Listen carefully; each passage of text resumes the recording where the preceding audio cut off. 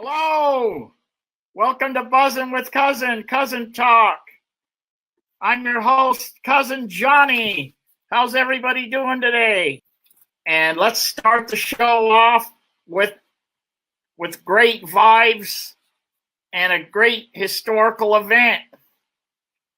In June 16th through 18th, in June 1967, we had here in Monterey one of the biggest historical events, an event that influenced rock and roll history, the Monterey Pop Festival. So I've got two special guests now, two photographers that shot Monterey Pop right here in Monterey. And I'm excited to introduce these guests. Let me introduce Fred Arellano and Tom O'Neill. Here we go. Hi, everybody. How you doing? Happy New Year. Welcome, gentlemen, to the show. This is going to be great, and I'm so happy and proud that you guys are here, because I don't know if you're an elementary school student or an old timer like me. We've got an obsession with the Monterey Pop Festival, and we're glad you guys are here to share this with us. So I'm going to ask you guys questions, and then if you guys want to add to the other person's answers or whatever, go ahead and feel free. We're three friends here, or three cousins here, having a good time. So let's start. Tom, how did it happen? I mean, were you a photographer? You got an opportunity, or how did you end up doing it? Photography. Yeah, well, at that time, photography was very, very new to me, and in a nutshell, it's just some serendipity that happened. Timing was very important, and again, like in so many cases, being at the right place, and I was very lucky and at the right time. But there were some things where I relied on friends from the past, and I was able to meet Lou Adler and John Phillips simply by hanging out in front of the Monterey Police Department when I knew they were coming there for a meeting. And I approached him, and he brought me in. I gave him a photograph of the Mamas and Papas that Guy Webster had taken, but I had done kind of a psychedelic effect to it, and he really liked it. So he told me to stick around. I went into this meeting with him and Michelle and John, and actually Johnny Rivers was there too, and they met with Minnie Coyle and the chief of police, and it got a little heated. Anyway, when the Pop Festival happened, I had also run into a friend of mine that knew David Crosby's manager, and she said, if you get any pictures of David Crosby, I'll make sure that his manager sees them. And so when the festival was over, I gave my pictures to her. She sent them down to LA. I got a phone call to come to LA, and the rest is history. So I shared it, but there was a little bit more. But it was just truly a remarkable event. Over 50 years later, Fred and I still have vivid memories. Well, I'm just like I was saying earlier, it's an obsession with this Monterey Pop, that it was so fantastic. The music, just the vibes, and it's gonna live forever. And so, Fred, what's your story? How did it happen? Well, what did you think? it's kind of similar. It's a case of being in the right place at the right time. I was fascinated with photography in grade school, and then when I went to Monterey High, I took a photography course from Lou Paracini, who was my teacher. And about a month or so before the Pop Festival, we found out that there was going to be this huge festival in Monterey, and they were looking for volunteers. And back then we didn't know what volunteers mean. We don't get paid pretty much. So anyway, to make a long story unbearable, we went out to the festival grounds, and I got a bag of film, and I had my mom's camera, and I got turned loose. Now I walked into the production office at 3 o'clock in the afternoon on Friday, and to introduce myself and say, "Okay, here I am. What do you want me to do?" And this guy comes up to me and says, "Do you live in Monterey?" I said, "Yeah." "Do you know where the airport is?" "Do I know where the airport is?" "Yeah." "Didn't you fly in last night?" He goes, "No, my name's Jan Wenner. I just started a magazine in San Francisco called Rolling Stone. I drove down from the city last night, and I got to pick up John Phillips and Lou Adler. Do you know where the airport is?" I said, "Yeah, it's about a mile down the road." So we jump in the limo, and we drive out to the airport. And back in those days, you could drive right out onto the tarmac. So we drive out there, and here comes this Learjet. Now, I've never even seen a Learjet before. Yeah. And the thing lands, it taxis right up about 20 feet away from the limo. The door opens, and Phillips and Adler get out, and Jan Wenner is standing there to greet them. And I'm there with my camera, and I got this very iconic picture of them doing that. I'll show you the picture in just a second. But anyway, that was the beginning of the Monterey Pop Festival for me. And then later I found out that if you look at the tail of the Learjet, there was no number on it. And that federal number, every plane has to have it. Well, then I found out this was the first jet that William Lear built. And it was a prototype, and he loaned it to them for the weekend. Wow, great. Yeah. So that, and then that was the beginning of the Pop Festival for me. So Fred, and just remember, I graduated from high school like 2 days earlier. So here you thought you were going to go to the festival and move a couple of chairs, and then you ended up and the funny thing was, one of the greatest photographers of our time is Henry Diltz. So Henry Diltz, Tom O'Neill, and myself spent the entire weekend shooting, literally shoulder to shoulder, and yet we didn't know each other. We all met after the festival. Tom was working for a doctor in Monterey, taking before and after pictures, was a plastic surgeon, and I applied for a job there, and that's how we met. I was just thinking that,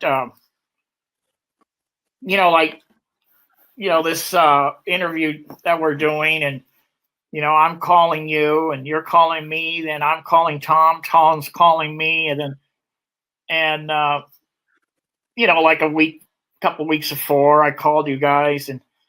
But anyway, what I'm saying is, these guys had no cell phones, no laptops. You got guys flying in from England. You got guys flying to at the airport. They're booking like probably 200-300 rooms.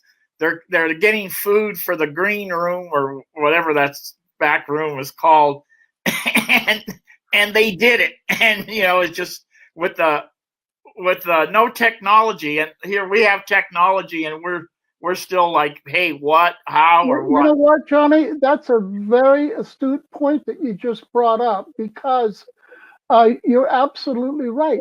They had no cell phones, no computers, no Instagram. All they had was Western Union and the telephone. They put the entire festival together in 6 weeks. Wow, that's great. Yeah. And as Tom can tell you, Tom's got an interesting story about the guy who actually was the brains behind the Monterey Pop Festival. Yeah, that'd be good. Yeah, I mean, really, it was it was kind of the brainchild of Lou Adler and John Phillips, and as Fred mentioned, it was put together in such a short period of time, and 6 or 7 weeks before, they were actually having dinner at Cass Elliott's house with Paul McCartney. So there was Cass, John Phillips, Lou Adler, and Michelle. And prior to this, John and Lou had been thinking how there had to be some way that they could make the music more credible and more accepted in the general public, because at that time rock and roll was really, really looked down on. It was trashy, and a lot of people were so against it. They wouldn't even tolerate it for anything. So they wanted to validate their music as an art form, kind of like that. So they actually took the model of the Monterey Jazz Festival. Okay, yeah. 3-day event, same place. I mean, literally the exact same model, and duplicated it. They just changed the name, and it worked. And and Lou asked all the top music critics to come. Ralph Gleason was one of them, and Ralph Gleason had started out as a jazz critic and was not that big on rock and roll in the early days, and he became one of the biggest advocates of it. Yeah, and Joel Sylvan. Yeah, and so he got these incredible people to write about it. He did get as many photographers as he could. Oh my God! To get the pictures out there. It was very, very clever, and they made a film about it, and all that was very successful. But in terms of food and the green room and all that, it was the first time where the producers of any kind of event, and this was the first 3-day rock and roll music event in history. Yeah. 2 years Monterey later. was the template. It was even Coachella today, it's goes way back and has its roots in Monterey Pop. So, but what Lou wanted to do is he wanted to make two things very different for the performers, because normally when these guys would perform at venues, even like the Fillmore Auditorium, they were more in the backstage, back rooms. They were more like dives. And the food was terrible. There was usually burnt pizza, right up stuff, Coca-Cola cans. It was terrible. And the sound system was never that great. They used before monitors. Yeah. So he provided a state-of-the-art sound system. David Crosby even said on stage when he came out, he said, finally, a decent sound system. Wow, great. And he provided a 24-hour kitchen with a chef that prepared steak and lobster, 24 hours. Oh, yeah. And so they had the best food. I mean, you were hungry? Guess what we got? You want to beat this? Right. Wow. Well, and he provided seating, which had never been done like this before. So, he went all out, and he knew that if he could make the crowd comfortable, the crowd's energy would go back to the musicians on stage. And if the musicians were comfortable, they weren't starving, they knew they sounded good, that made them actually play better, more as a unit, put more heart into it. And so it just went back and forth. And that's why so many of the performances were just the best ever. The best. And Tom, you're absolutely right, because I've worked on both sides of the microphone. And I'll tell you this, after you've driven for a couple of 100 miles and you're tired, you're cranky, you're hungry, you walk into the venue and they say, okay, here's your dressing room. You want to take a shower? There's a shower. Here's a fresh towel. And as soon as you get out of the shower, we got a great dinner. And you can see the artists just kind of go, wow, yeah. And then you have, because believe me, I've done shows with artists that had to go on because they were late. They had no dinner. They didn't even have a chance to get cleaned up. It was get off the bus, put the guitar on, and entertain 20,000 people. And if you haven't eaten all day, how you get cranky and you don't want to talk to anybody, you don't want to see anybody. And Tom brought up the best point of all. If you make the artist comfortable, that's it. Yeah. It's like throwing a pebble into a pond. It just radiates out, and the crowd, and it's a symbiotic relationship. It feeds off of each other. There's another little fun tidbit that not everybody hears, and both Fred and I got this from Lou Adler, who co-produced it. But originally, there were signs all over the fairgrounds that said, by entering this property, you agree to be televised. You agree to be, video. Your image, we can use your image. Because this was going to be an ABC movie special. Right. So that's what the original intent of the movie was. And ABC had put up the money for it. They had put up a huge amount. 500 grand, I think it was. It was quite a bit. It was sizable. So they did the movie, and they got the best ever in terms of documentary films. The genius D.A. Pennybacker, and he even created and specially built these 16 millimeter movie cameras that you could put on your shoulder. We all take for granted with video cameras and doing all this. Well, then everything was on tripods. They called them sticks. So it really changed the look of doing an event. Well, here these guys are walking around and being able to crouch down on stage with these cameras and get a lot more candid, a lot more, right into it. It was just remarkable, the footage they got. Plus a brand new prototype sound system that to sync the sound into the movie camera. Wow. That Pennybacker had come up with. Because he was part engineer and part cinematographer. Brilliant guy. And anyway, so when the film later on, after the festival, it took quite a bit of while to look at all the footage. He came back to Lou Adler and he said, guess what? This is a film. This is a movie. This has to be in the theaters. Yeah, so what they did then is when ABC Television said, well, can you show us what you got? So Pennebaker said, sure. So what he did is he only showed them the, like Jimi Hendrix humping his guitar and the Who smashing their gear and this. And ABC Television went, whoa, we can't put this on TV. I'm sorry, guys, but we can't use this. So Pennebaker went, yes. I was just saying almost that. It's exactly, but I got to say, because I once Lou said this, I never forgot it, but it's almost verbatim. And I have to add that the CEO or the president of ABC was this staunch, conservative Texas Christian. He had very strong Christian values. Praise to him. Fine, that's fine. Yeah. He has his right. But when he saw this video footage or this movie footage of Jimi Hendrix virtually having sex with this Marshall lamp, he stopped the machine. He pulled everything out. He handed it to Lou Adler and he says, not on my network. Oh, yeah. Take this and keep it. And by the way, keep the money too. So they walked out. They now had the rights to the movie. Okay, yeah. Plus, they got to keep all the front money, which I don't know exactly what it was, but it was sizable. So it was a win-win. And it was a much better idea on D.A. Pennybacker's part to realize that it was a film, because that way it went all over the world. And when you think about it, you can ask anybody, and even younger people as well. I mean, people that certainly weren't even alive at that time.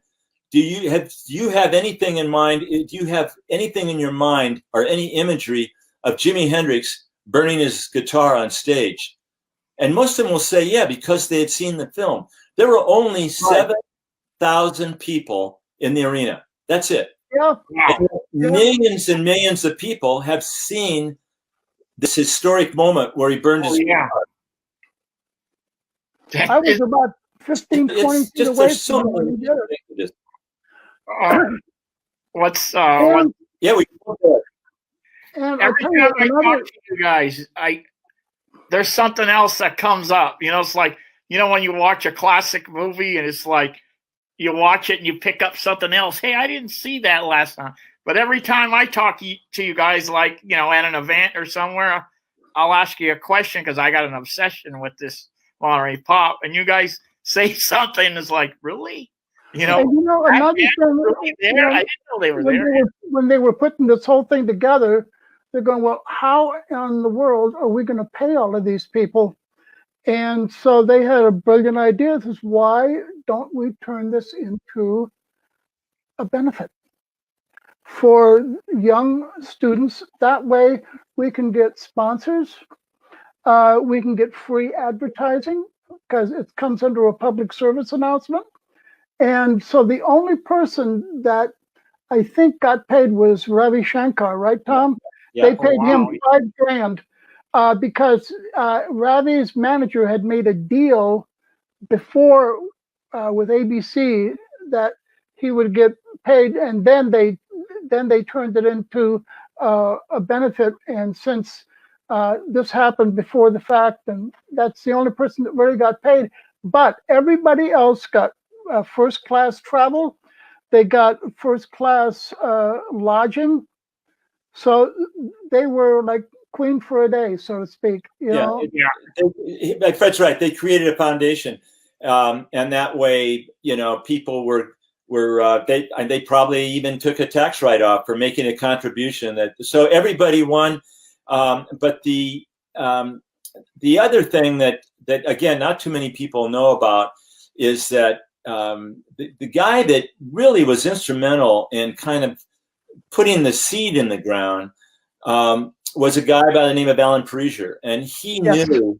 I mean, he was from the same area. He didn't know personally these guys too much, but in fact, I don't think he knew them at all. But he had gone to the jazz festival in 1966, and he was so impressed about it. He says, I can do this, and I know a guy that does events, nothing like on this scale, but does more jazz events. So he got together with that guy, and Alan Parisier was able to borrow, I think, $10,000 from his mother. As I said, he lived in Beverly Hills. Yeah. And he was able to put down a deposit to hold the 3 days in the following year. Oh my God! Oh, and it was just like pure luck. He got the 16th, 17th, so he starts working with this guy. His name will come to me in a minute. Who later dropped out, and they come up. They say, "Well, we got Ravi Shankar, terrific. He got booked. You know what? We need a contemporary act to really, really be the lead, to be the headliners. Let's see. How about Mamas and Papas? Good. I know how to get in touch with them." So Alan Parisier gets in touch with Lou and John and tells them about this, that he's got these 3 dates, reserved at the Monterey Fairgrounds, which is the home of the jazz festival. Yeah. And he wanted to book them. So they just immediately almost said, we've been waiting for somebody like you. And all of a sudden there was this joining, and eventually John and Lou bought Alan out, but Alan Parisier stayed on as a producer, but he was instrumental. So that he deserves to get some of the credit. Yeah, he does. And the Mamas and the Papas were red hot at the time. Yeah, they were. And this was kind of towards the end of their reign, so to speak, because they broke up not long after the Pop Festival. Yeah. But they were instrumental, and that their name brought a lot of people in, and then people started going, "Wait a minute, what the hell's going on in Monterey?" And they said to their manager, "Go find out." And then pretty soon they got inundated, and the way that Hendrix got into the Pop Festival. Do you want to tell that story, or you want me to? You go ahead. Okay, I'm going to give you the Reader's Digest version. Chas Chandler, who was the original bass player in the Animals, big tall guy, okay, he decided he didn't want to do this anymore. He wanted to get more into production, okay? So he's in New York City at the Peppermint Lounge, and he sees this guy playing with Wilson Pickett's band, right? And it was Hendrix. And he came up to him at the end of the show, and he goes, "Man, you got it going, and you don't belong in this band. I want to take you to England and introduce you to some of my friends." And Hendrix goes, "Well, I don't have any money." He goes, "Don't worry about that. Can you be ready to go in 2 days?" So he flies Hendrix into London, and Cream was playing in this club. And so he walks in there with Jimmy, and he asks Clapton, "Can he sit in with Cream?" Oh, man, that's great. And Clapton looks at this guy and goes, "Well, who the fuck is this?" He goes, "Trust me, this guy is going to blow your shit away." Sorry.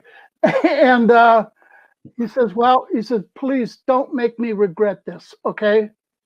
Really. So Hendrix gets up and he plugs in and he starts playing Killing Floor. And he's about halfway through the song, and he said Clapton was just looking at this guy, and finally Clapton stopped playing. He put his guitar down. He walked back to the table and Jimmy Page and Jeff Beck were sitting at this table, and Clapton sat back down and said, "Oh, we're in deep shit." And Paul McCartney was there, and Paul was on the board of directors of the Monterey Pop Festival. He gets on the phone to John Phillips and says, I want you guys to book this guy Hendrix. And Phillips says, we're not going to book him because he doesn't have a record deal. Nobody knows who the hell he is. And he's based in London. So, as we all know, Jimmy's from Seattle, but at that time he had a flat and everything in London. And McCartney said, okay, I'm going to make this real simple for you. You either book him in the festival or I'm leaving. Okay. So they said, hey, if you feel that strongly about it, we'll give him a shot. What the hell? The kid stays in the picture. So Hendrix literally walked on stage, a rumor, and he left a legend. Oh, yeah. And I will tell you this, okay? Every once in a while, you have these watershed moments in your life where all the cosmic tumblers come together. Yeah. When Jimmy burned his guitar up, I was standing there and I said to myself, this is it, man. This is what I want to do. I want to be part of this. And Tom was right there as well. And that was a turning point in our lives. I mean, I've never been quite the same since that. And, Jimmy just, he was beyond belief. I mean, that was unbelievable. Sunday night, Buffalo Springfield, Jimi Hendrix, The Who, and the Mamas and the Papas closed the show. But The Who and Jimi Hendrix, my God. And Otis Redding. And Otis Redding. And no dancers running around, no flash pots, no nothing. It was just about the music. So Hendrix, did they put together the band? Mitch Mitchell, Noel Redding, they didn't play long. That was, and I'll tell you another funny story, and this is very short. Stephen Stills and Jimi Hendrix were very good pals, and they had a very soulful connection. Okay. Yeah. And about a month before the Pop Festival, Hendrix's manager called up Stephen Stills because Hendrix wanted Stephen to play bass in his band because Stephen is one hell of a bass player. And not many people know this, but he's very good. Yeah. And so Hendrix's Stills' manager took the call. And he said, I'll have Stephen get right back to you on this. And he never told him because he knew that if Stephen would have taken that call, he would have been on the next plane to London, and that would have been the end of Buffalo Springfield. Wow, So then Mitch Mitchell came along, and Noel Redding came along, and that was the Jimi Hendrix Experience. When Stephen found out, oh my God. He was furious. Needless to say, his manager was immediately fired, and he said, well, I didn't. And Stephen says, why don't you let me make my own goddamn decisions? Well, there I go again. Sorry. It's all right. There's another thing, that Fred was talking about a few moments ago with Jimmy being on stage. We were both there, just 10, 15 feet from him. I think Fred was actually even closer. And I've talked to other photographers, and some of them have said, one in particular who was right next to me, Jill Gibson, who eventually got a picture of him, and it was on one of the other cover shots of Rolling Stone. But she told me, she said, you almost couldn't take a picture. You almost couldn't put your camera up to your eye because the experience would be diluted. soon as you put that viewfinder and cover one of your eyes with this camera body, the whole experience is diffused quite a bit, the impact of it. Hendrix was so powerful when he came out and he started playing Killing Floor, and just with this strong, without the bass and drums yet, he comes in and just, like a crazy locomotive tornado just coming right off the stage. And then when the bass and drums kicked in, the stage exploded. Oh, yeah. Exactly. Wow. And then he had that upside down. He played the guitar upside down. And people were standing there with their jaws open. I remember Steve Miller standing right next to me with his jaw open, and he said, people are not supposed to play guitar like that. Yeah.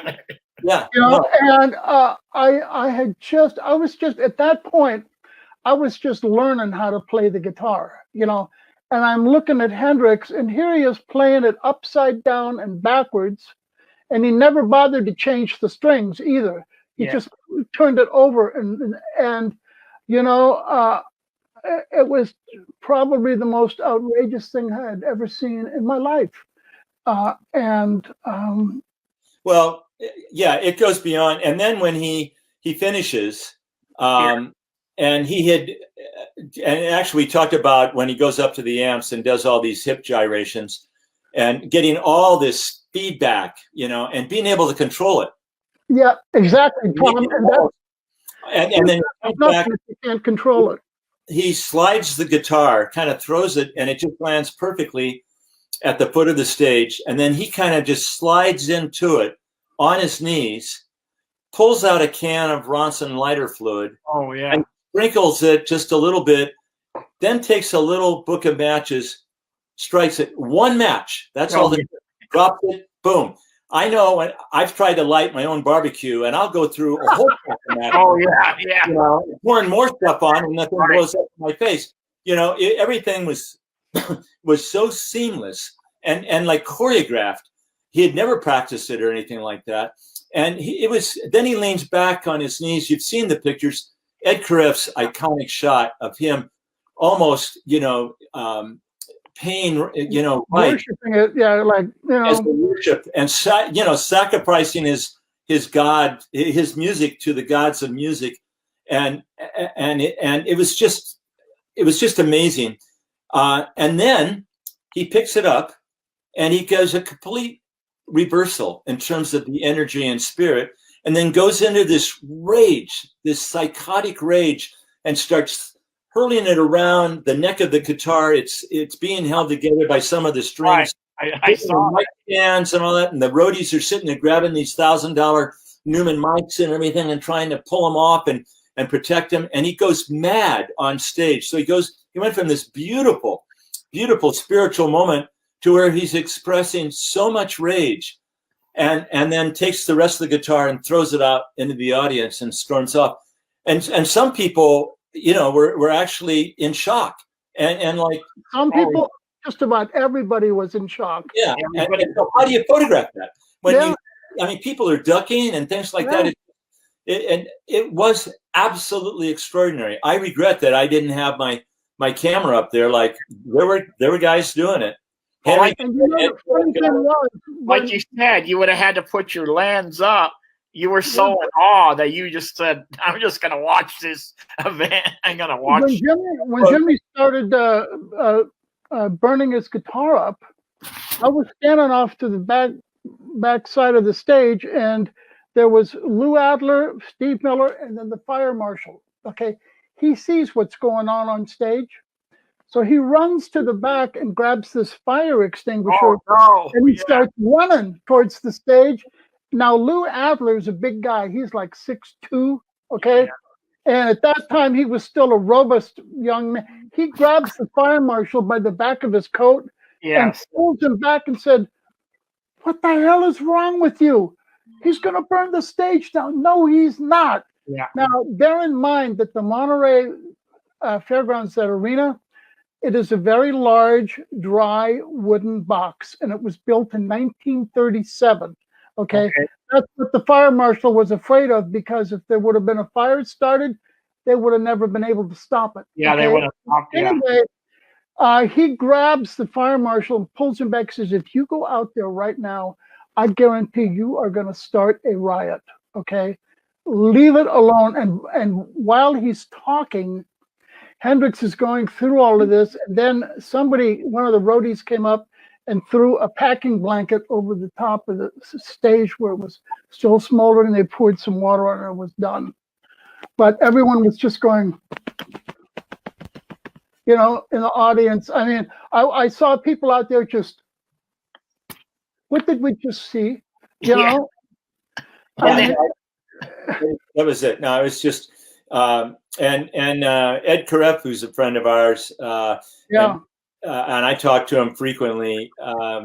He told me that he was able to get a chair, and probably the best thing, as important as a camera for Hendrix, was to get one of the audience chairs, which were your typical folding metal chair. Yeah. So he was able to get on that, and that gave him another 22 inches elevation.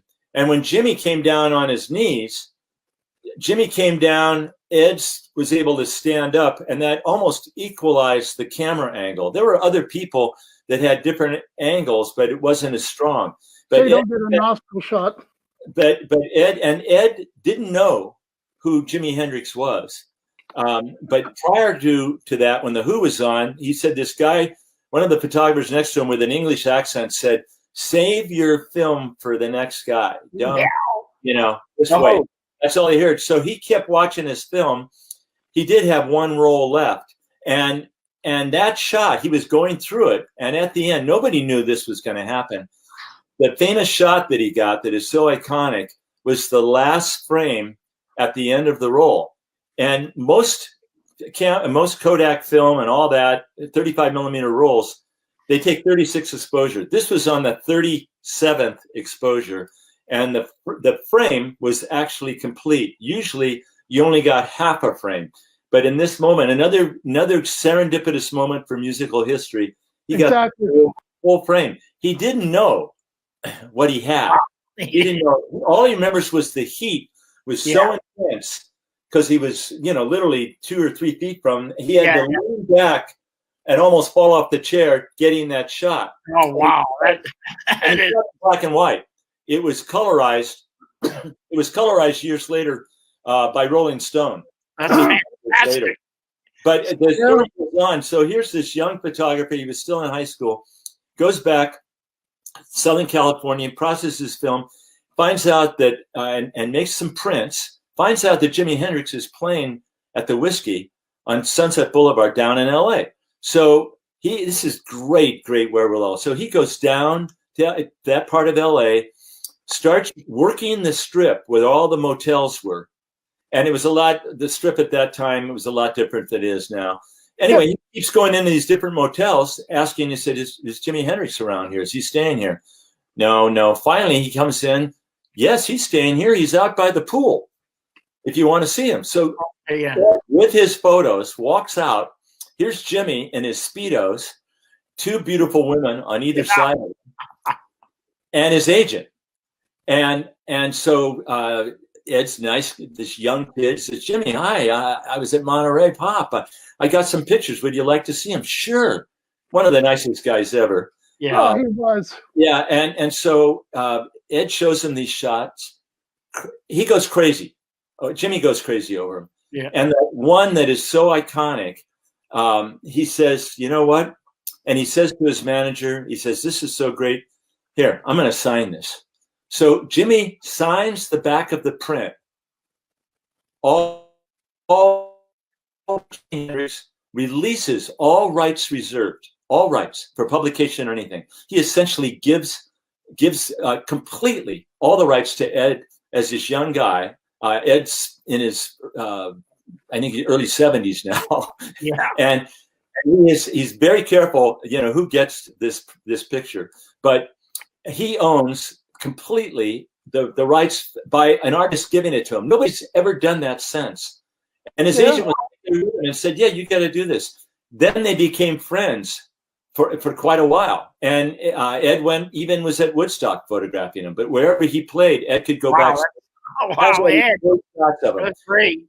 But again, serendipity, right place, right time. Right place, right and time. that's basically where it's at, And Yeah. when the Who checked in on Sunday to play, the Fender Musical Instrument Company furnished all of the amplifiers and some of the instruments that were used at Monterey Pop, and they had what they call a Fender Dual Showman. At the time, that was the biggest amplifier Fender made, and the Who said, "Sorry, we're not playing through those because we use Vox exclusively." The only Vox dealer in Monterey County was Gadsby's Music. Now, they happen to have 3 Super Beetle amplifiers, and these were huge. And in 1967 money, they cost about $900, which today would be closer to like 3,000. Okay, so we called Gadsby's. They delivered the 3 amps, and they said, "Be very careful with these because these are the only ones on the West Coast right now." I said, "No problem." Okay. So the Who go through their thing, and of course, they completely destroy all 3 of the amplifiers. So the guy comes from the music store to pick him up, and he comes to the stage door and he goes, "Yeah, I'm from Gadsby's Music." "Oh yeah, we remember you from yesterday." "Yeah, where are my amps?" And all of us just looked at each other, and we all just pointed to the center of the stage. And he walks out there, and it's just this smoking pile of rubble. Oh, yeah. His eyes get about this big, and he goes, "My manager is going to kill me." And he starts hyperventilating. And the Who's road manager comes over and he goes, "Oh my God, we seem to have a bit of problem here. How much are the amplifiers?" And he pulls out the biggest wad of $100 bills I had ever seen. Well, I was 17. What the hell did I know? Yeah. So he's going, "How much were the amplifiers?" $900 a piece. "Okay. Is this enough?" He keeps, "Here you go." And he takes $200 and he stuffs them in his pocket and he goes, "And that's for your trouble, mate. Have a good day." Your trouble, mate. Yeah. He goes, "That's for your trouble, mate." And we're all just kind of standing there. It's unbelievable. Now, Fred, when I had a conversation with you before out in the town, you were saying about the stage, there were that burnt mark on the stage that is on the stage of the fairgrounds. That's not the real burnt mark. See, somebody, I don't know who it was, but about 20, 25 years ago, somebody put some scorch marks on the stage. "Yeah, this is where Jimmy burned his guitar up." Yeah. That's total bullshit, because where he actually did it was in the middle of the stage, right up front. Now that stage, if you look at it, it's concave like this, okay? Because it's a horse arena, so it's an oval. So what they did is they built in the shape of a trapezoid. For all of you people who didn't fail math in school, they built a trapezoid out, and that's where Hendrix burned his guitar up. And that's where the scorch marks were.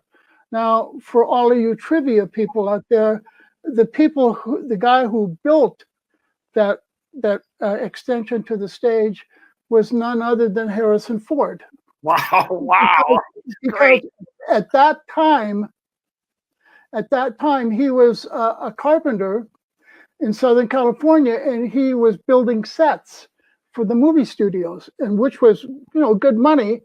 And about a week before the 50th anniversary of the Pop Festival happened, Tom and I were at a function hosted by the Monterey Museum of Art, and Lou Adler was there. And this question came up: was Harrison Ford really at Monterey? And Lou Adler says, "Well, I can put that question to rest because I hired him." Yeah. Okay. Remember? Wow. But again, nobody knew who he was. Yeah. I want to ask you guys a question. Was that on Eric Burden's song "Monterey"? He says, "Even the cops screwed with us." Did you have any interaction with the police? I did a little bit. They were friendly.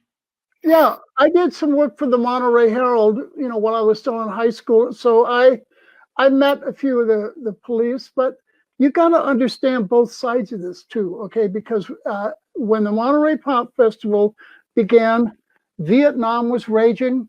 A lot of kids were getting drafted, and they didn't know if they were going to be alive in 2 weeks. And Monterey was this release valve for everybody.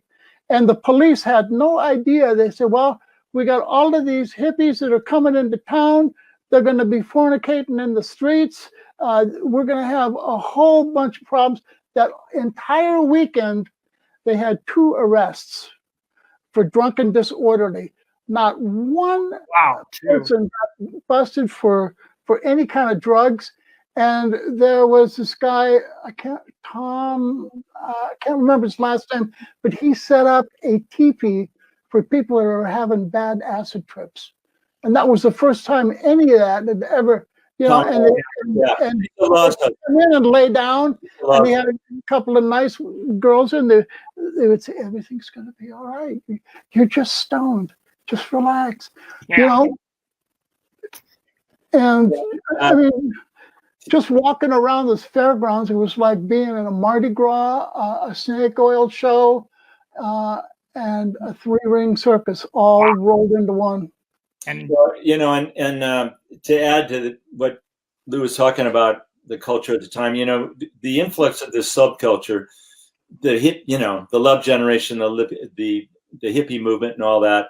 That had a lot of people freaked out, and they were very confused about it. And one of them was the mayor of Monterey, Minnie Quill.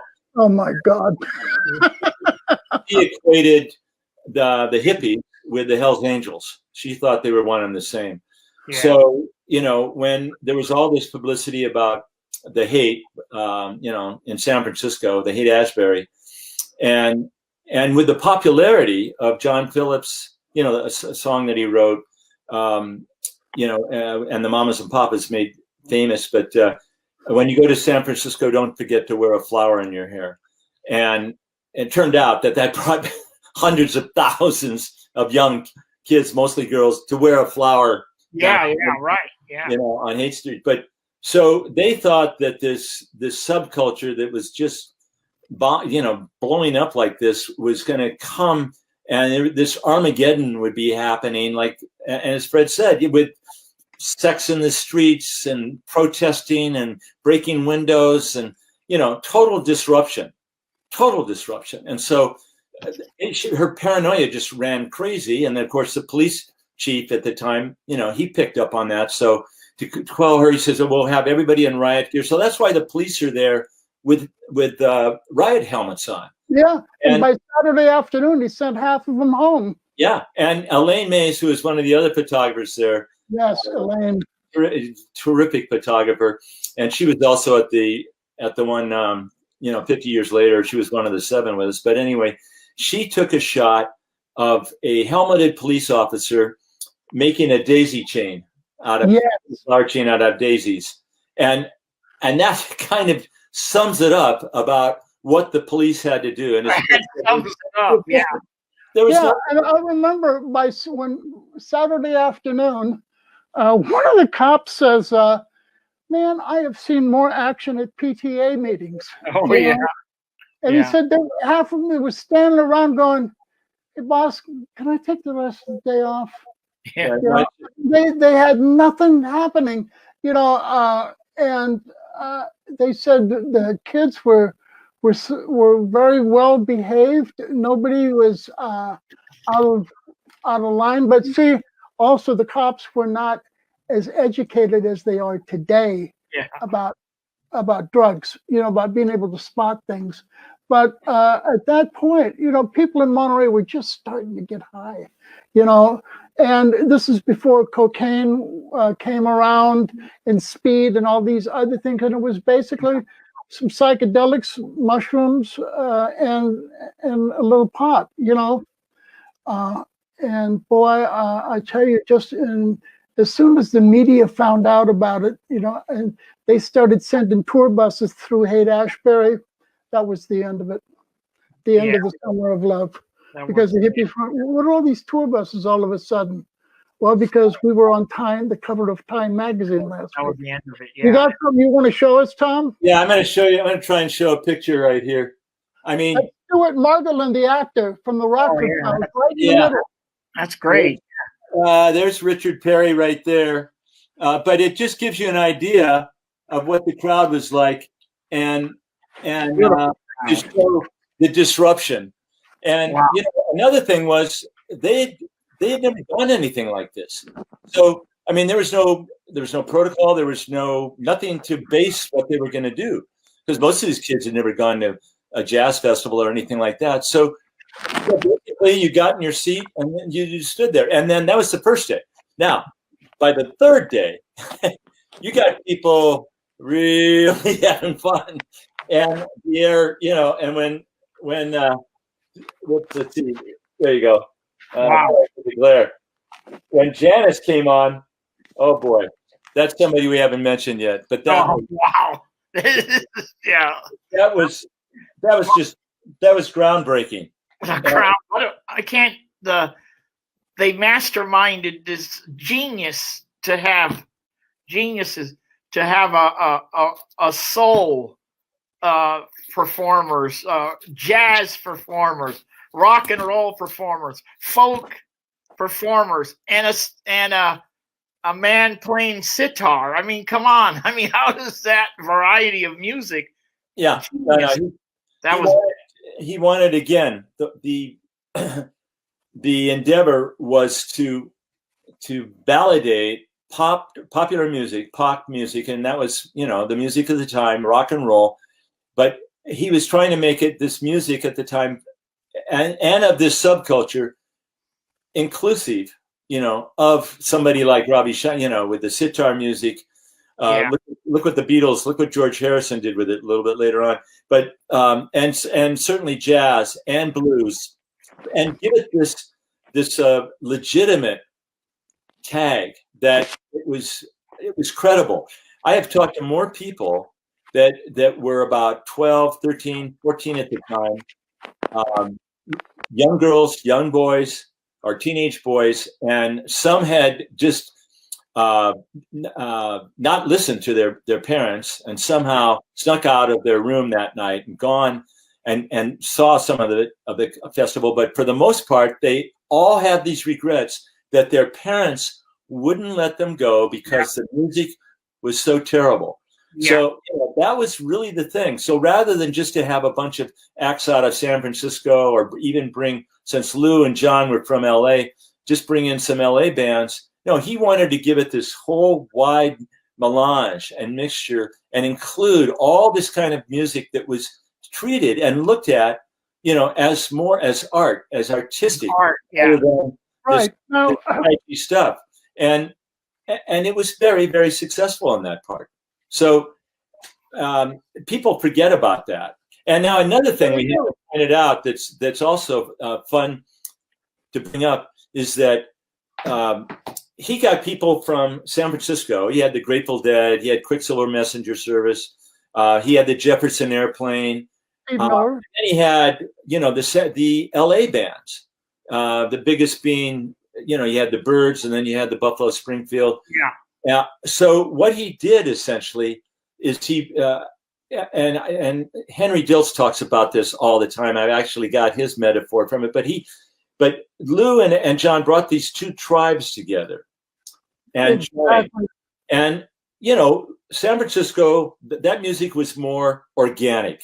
Yeah, you know, much more organic. The LA music was more electric. You know, much more electric, psychedelic. David Crosby was basically the first musician with a folk band, and all the bands at that time first were folk bands. He was the first one to get his band to go electric, and a lot of that a little bit had been influenced by Bob Dylan.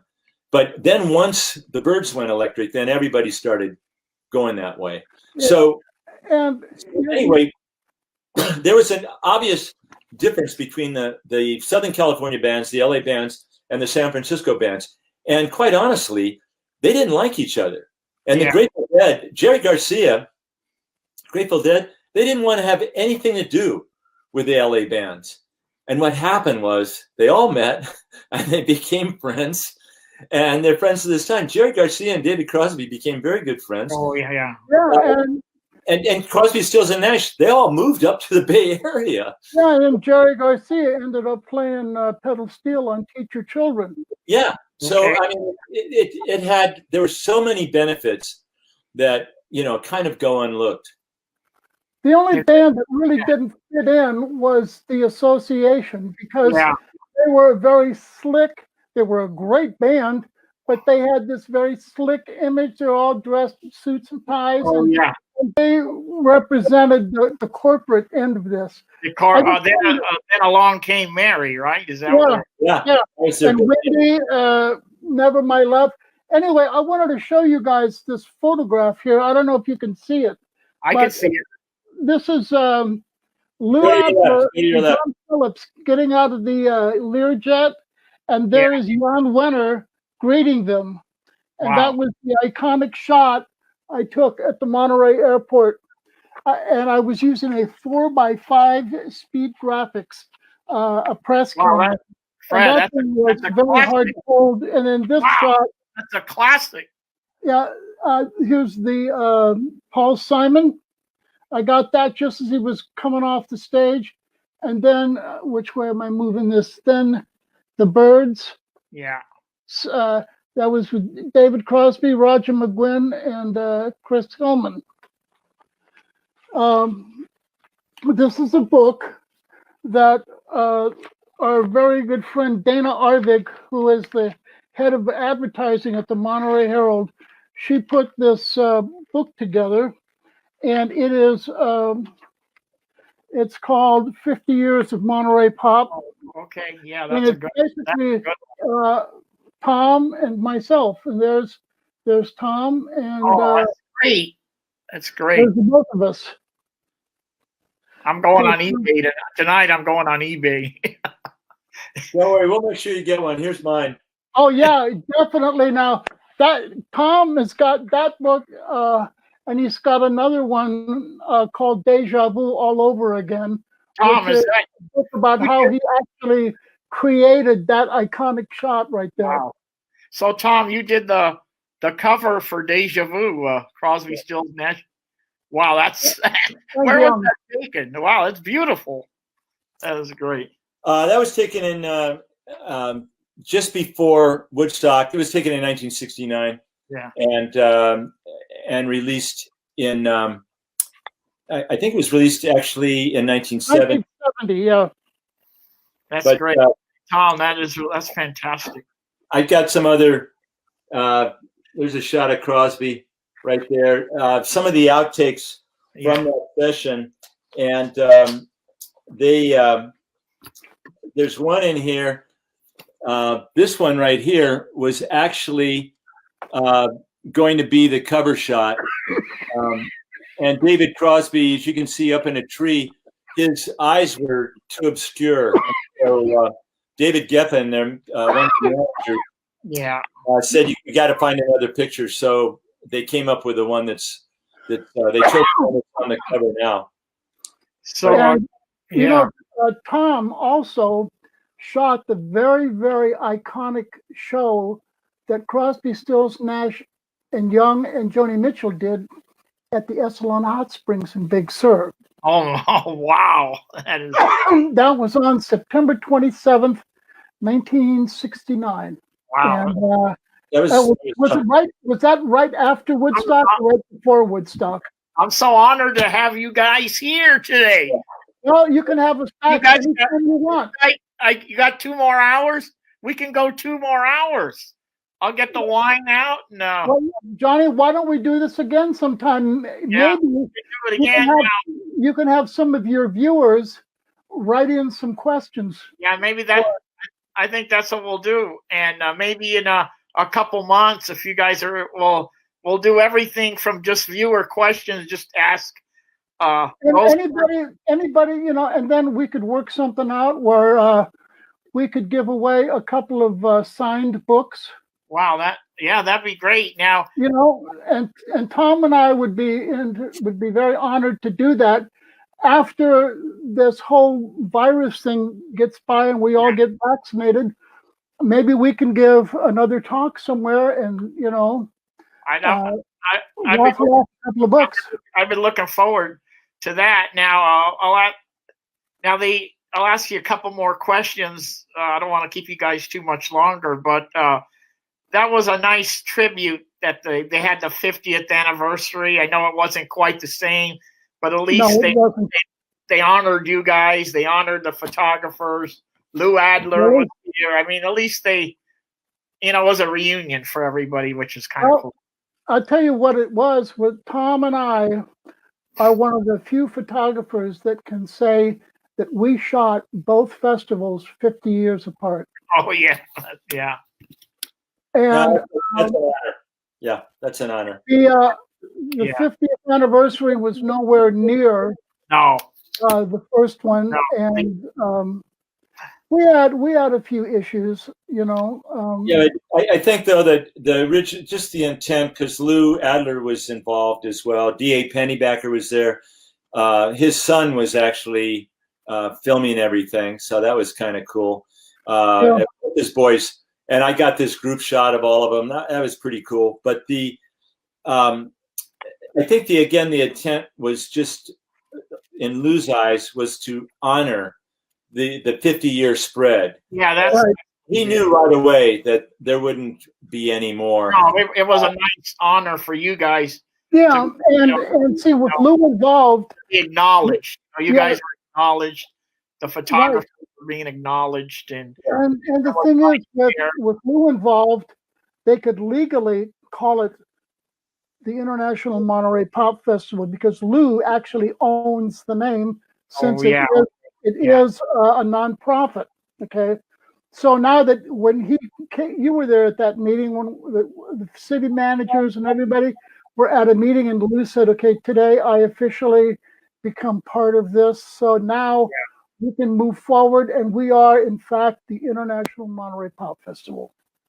Yeah, and that was a kind of a cool thing they did in the reunion where each band had to play one of the songs from the,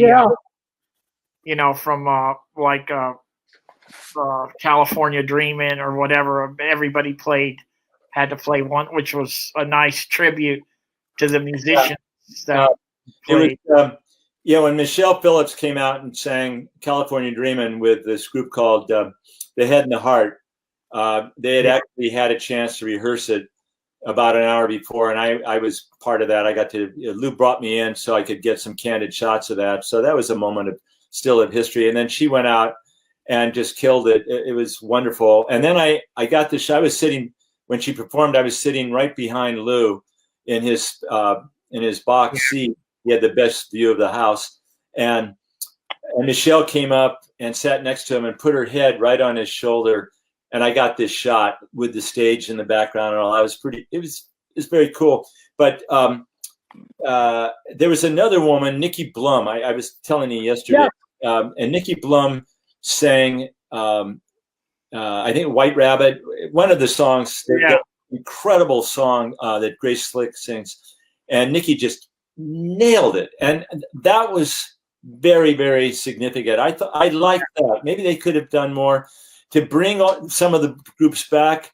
They brought them back to pieces. Or the Animals back, right? Nikki Blum. They came back. And he was different. Nice was there from the Dead. He had his own band. He closed it, I think. Yeah. That it just, some of it didn't work. Yeah. But, anyway, it was, I enjoyed it. There's a guy, Father John Misty. He, much more contemporary, but he put on, a great show. And of course they had some of the best sound equipment going, but there was no food like they had before. No, and everything on the cell and everything. And people, it was open seating on the ground. You had to bring your own blanket. I mean, there were some different. And, but what? Yeah. I was going to say though that it's a no-win situation because today, with the way the bands demand so much, you need huge numbers for ticket sales, And the fairgrounds only holds 14,000 people. Yeah, that's it. And so Lou was very aware of the fact that, you know, this was a one-time shot, and I don't know if it made any money. I don't know what the deals were to work out with the bands. But there, you know, some people said, why didn't they have any more? Well, Lou and John, you know, had it in the works. Yeah. In 1968, they were building up in the spring there for a Monterey Pop too. They went through so much. Monterey Pop too. They already had people booked, but Minnie Coyle and her band of crazy people literally, you know, fought them and did not want the disruption, even though the first one had been done okay. But the subculture had already grown so much more, and there was a lot of negative stuff going on, and they just didn't want this to happen in Monterey. Correct me if I'm wrong, but was she not a Republican? Who knows? But I remember those very contentious city council meetings where she was just going nose to nose. And my mother at the time owned a Bavarian delicatessen in Monterey. And she said, I have had so much business on that entire weekend, and everybody was so well behaved. Yeah. And so nice. And I heard this from a lot of merchants in Monterey. They thought that they were going to be overrun with people shoplifting. They said everybody that came into the store was so nice and so mellow. And, you know, but Minnie Coyle wouldn't have any of it. She told Lou Adler and John Phillips, she wanted them for the two guys to sign this affidavit with all these protocols and these things that wouldn't be allowed. No drinking. Yeah. No smoking of marijuana. No having sex anywhere publicly. Yeah. On the property. You know, all these things would be in violation. And Lou basically said, and I am quoting him, he said, it was like the Inquisition. Yeah. Like the Spanish Inquisition. I'm surprised they got it in the first place. And they threw up there and said, we're out of here. And so thanks to Minnie Coyle, there wasn't a second one. And imagine the history that would have been. And imagine maybe able to work this out for a few years. Think of what this would have done to the tax base for Monterey. Think about for people like Fred's mom. You know, look what the Jazz Festival brings in. You know, exactly. And you know, you're so right, Tom. And it's just sometimes you just need to give people a little bit of slack, you know, because that could have been a remarkable thing. Now, Woodstock was the one that they always talk about, and Woodstock was pretty much a frickin' mess, whereas Monterey was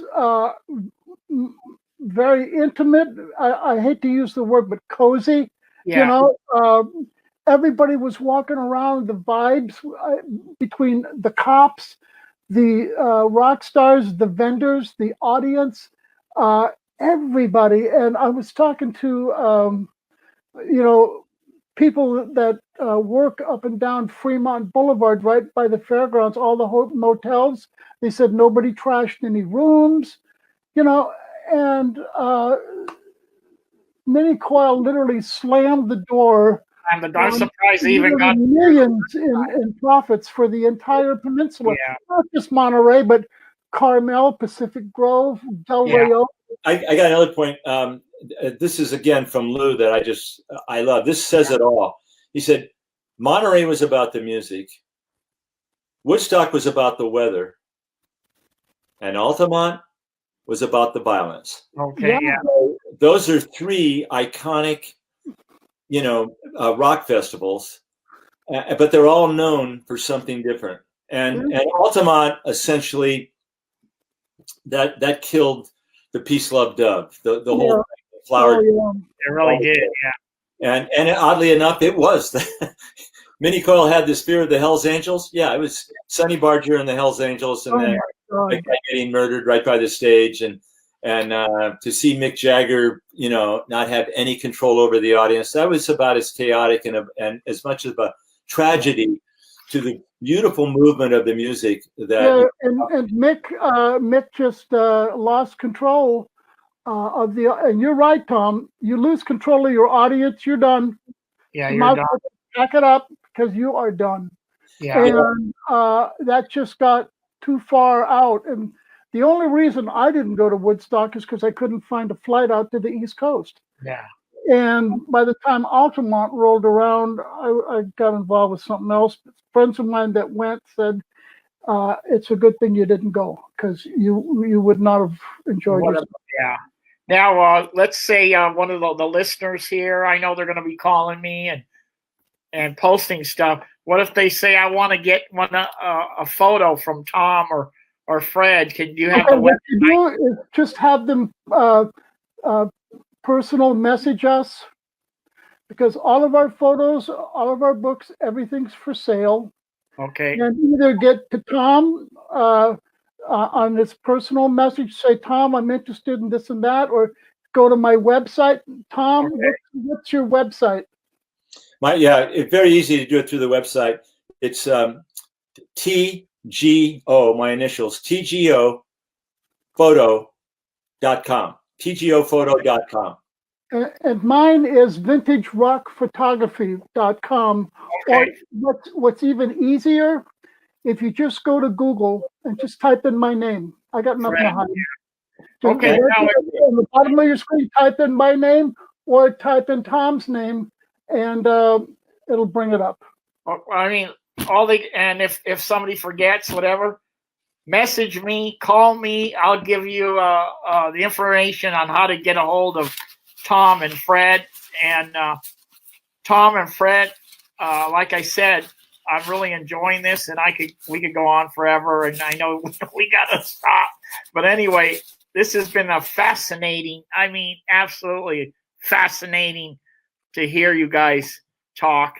And I'm going to take you up on what Fred said, that we're going to get together another time.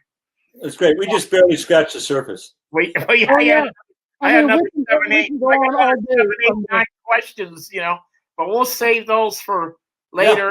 And and if any of you people out there, if you got any questions, just type them out to Johnny, and the next time that we're on, we'll go through them one by one, and we'll answer them all. We will get together again, and that's for sure. And I love you guys. Thank you so much. You guys take care. Happy New Year. Okay.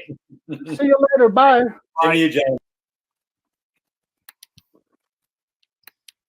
Okay, Monterey Pop Festival. That was fantastic. Wow. That was unbelievable. Everything about it, how it started, Hendrix, Joplin, everything. But anyway, I'm going to thank everybody for coming on today to watch this beautiful show. And I want, if somebody missed it, have them watch it. Go on Buzzing with Cousin and scroll down and watch the replay. You could also, in a couple days, go on Buzzing with Cousin on YouTube. Scroll down and you could find this show and also other past shows, and subscribe to the channel. From words of Eric Burdon and the Animals in the song Monterey, I think I'm dreaming. Bye.